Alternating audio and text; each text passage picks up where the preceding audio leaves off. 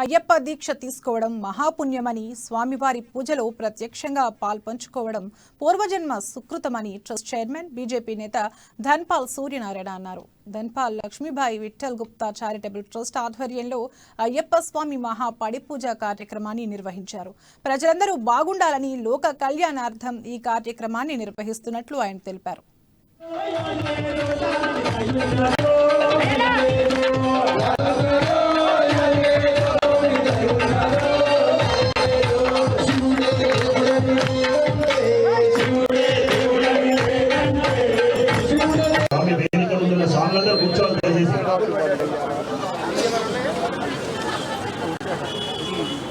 Pushpa